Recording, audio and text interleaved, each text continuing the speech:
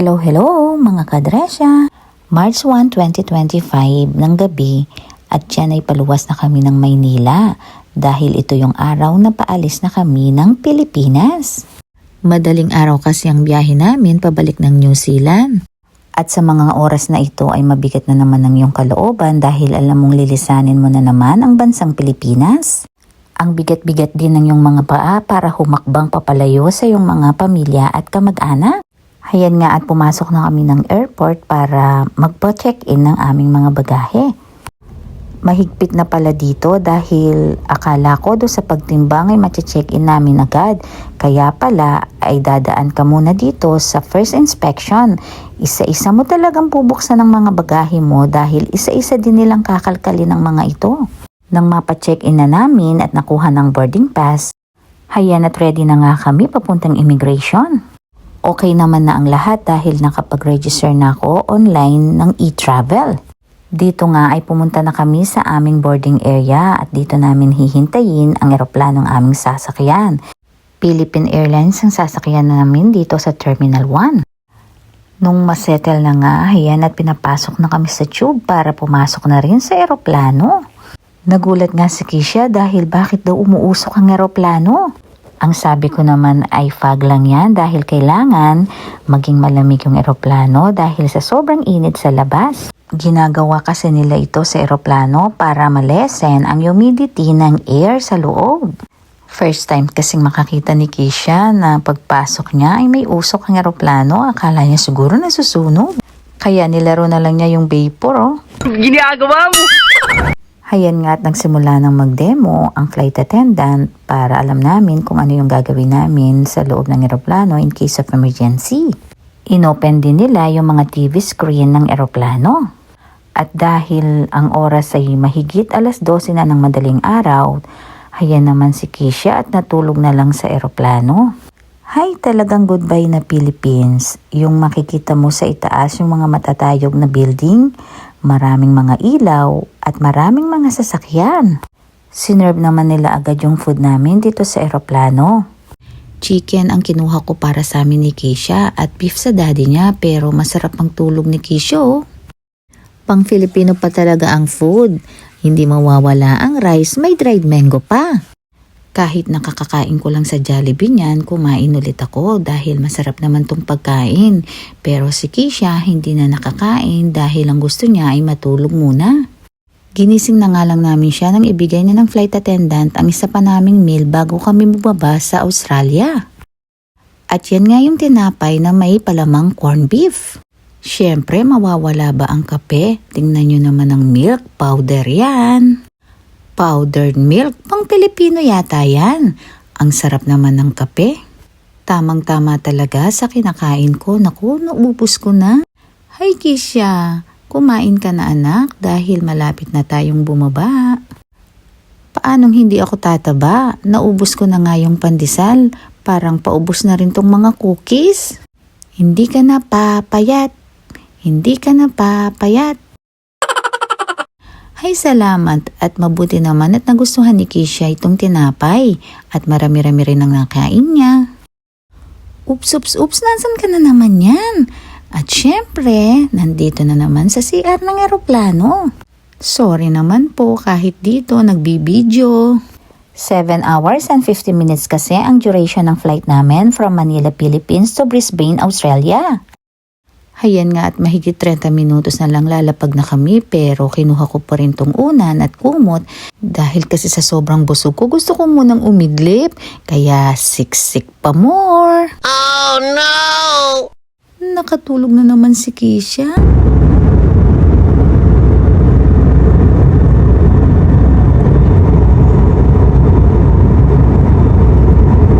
Yung talagang kapag nasa eroplano ka ay mapapamangha ka dahil mataas ka pa sa mga ulap. Makikita mo rin yung iba't ibang klase ng mga ulap dito na nung nag-aaral nga tayo nakikita lang natin sa mga larawan ng libro. Minsan naman ay makikita mo ay nasa taas ka naman ng karagatan. Mapapausal ka talaga ng dasal na sana huwag bumagsak ang eroplano. Ang dami yatang pating dyan. Hindi pa man din ako marunong lumangoy. At magpapasalamat ka talaga kapag nakita mong ligtas na lumapag ang eroplanong sinasakyan mo.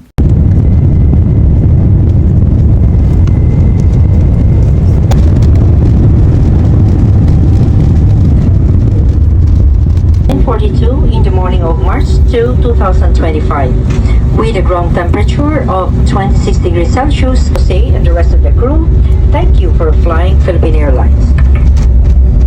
Kapagod naman talaga ni Keisha. Nakalapag na kami, natutulog pa rin siya. Gising na anak, baba na tayo. Where's daddy? Dito na. Gusto na naman ako.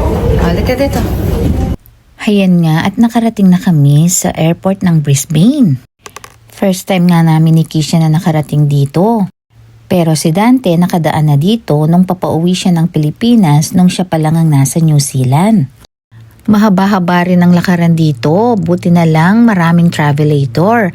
At least nakakapahinga ang ating mga paa, di ba Keisha? Malaki-laki rin pala at malinis ang airport ng Brisbane dito sa Australia. Kaya hindi mo rin agad mapupuntahan ang international transfer. Hay sa wakas nakita na rin namin ito. At pagdating namin dito, i-scan na naman kami. Hayan at pagkatapos na nga namin ang immigration ay pumanik na kami dahil hahanapin naman namin ngayon ang aming boarding area. At dito pa lang namin talaga rin kukunin ang aming mga boarding pass. Kaya kailangan maraming kaming time papunta dito. Dahil baka maiwan kami ng eroplano. Hay sa wakas nakaupo na rin. Yan, laro-laro. Matagal kami dito. Tingnan nyo naman, wala pang katao-tao dito sa boarding area namin. Oh no! Ay, Diyos ko, laki akong kasiping. O yan, kami lang dito. Yan. Walang Kia ora, tao. good morning, and this is Pascal paging for Mr. TR here. Kaya ayan, pinapanood ko na lang itong eroplanong papaalis papuntang New Zealand. Kulang lang kasi ng 8 oras ang aming stopover dito sa Brisbane. Hay, nakakainip naman, kaya nang magutom kami, naghanap na nga kami ng makakainan. Wala daw bang fast food, sabi ni Keisha. Hay Keisha, wala ka na sa Pilipinas, wala nang Jollibee dyan, ano? Kaya dito sa isang cafeteria na lang kami kumain, ang The Coffee Club. Hindi lang naman kape ang lagi nilang sinaserve dito, may mga pagkain din naman. At dahil wala na talaga sa Pilipinas, English na naman tayo. Dudugo na naman ang ilong nito. At maririnig mo na naman ang salitang perfect. Hayan nga ang in-order namin, fish and chips, nuggets and chips, and calamari and chips. Hay Keisha, hindi na naman ako mabubusog nito. Yan na naman ang mangyayari sa atin. No rice na naman tayo. At nang bumalik kami dito sa boarding area, ay umalis na naman yung mga tao. At kami na naman ang naiwan dito. Oh no. Oh no, no, no, no, no. No more people there, look. Hay, nakakainip talaga. Masasabi mo na lang na bakit ikaw hindi ka pa rin umaalis. Hayan o, si Keisha kumain na lang at nag-tiktok habang ang daddy ay natutulog. Napagaya na rin ako, nakisali na rin ako sa pagtitiktok sa kanya. Ilang eroplano na rin kasi ang nakita kong lumipad habang kami nandito pa rin. Hay, salamat naman at dumating na yung mga flight attendant ng aming sasakyang eroplano. Nakuha na rin namin sa wakas ang aming mga boarding pass. Ibig sabihin nito, malapit na kaming lumipad. Invite aboard Qantas flight 135 to Christchurch. Thank you.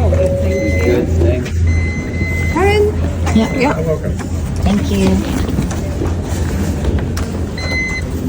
Hay, sa wakas at nandito na kami sa tube papunta ng eroplano.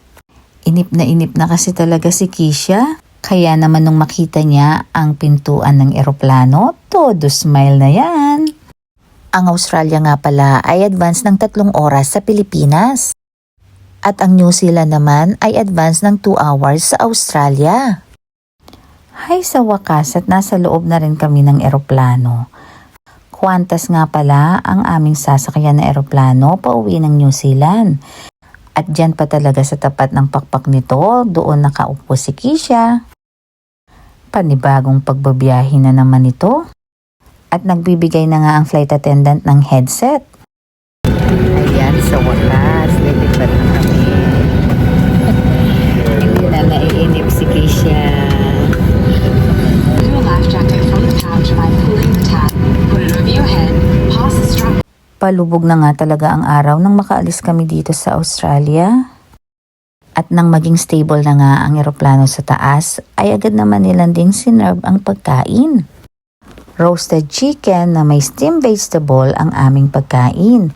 Siyempre, wala na namang rice yan. Ang hindi mawawala dyan ay ang rice cracker at cheese nila. At humingi na rin ako ng kape. At tingnan nyo hindi na powder milk dito, kundi fresh milk na. Alam na alam mo nung pupunta ka na ng New Zealand. Tinanong na rin kami kung anong gusto namin na inumin. Ako humingi ng apple juice, si Kisha naman soft drinks. Kailangan din naming bilis-bilisan ang pagkain namin dahil malapit lang ang Australia sa New Zealand. 3 hours at 25 minutes lang ang biyahe namin. Nakatulog na naman si Kisha na busog ata sa pagkain.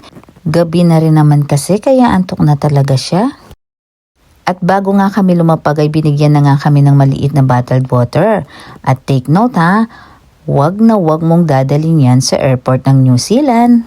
Napakaraming pinagbabawal na dalhin dito sa New Zealand. Kaya wag na wag mo nang dadalhin pa. Kukuhanin na, magbabayad ka pa. At bago pa umalis ng Pilipinas ay nilagay ko na nga lahat ng daladala namin sa travel declaration online. Kailangan kasi nilang panatilihin ang kalinisan dito sa New Zealand. Kaya sumunod ka na lang para maiwasan ang magbayad ka ng $400. Well, welcome to Christchurch, everyone. Local time here is 11:44 p.m. As the seatbelt sign is still on, please remain seated with your seatbelt fastened. Hay sa wakas at nakalapag na ang eroplano dito sa Christchurch, New Zealand.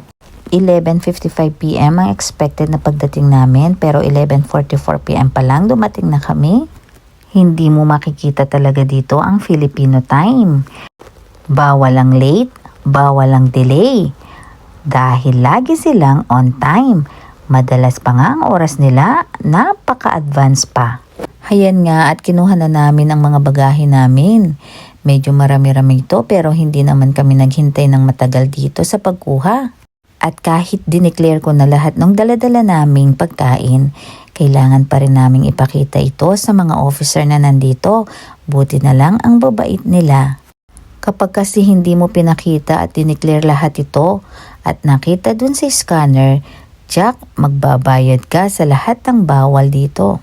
Finally back dito sa New Zealand.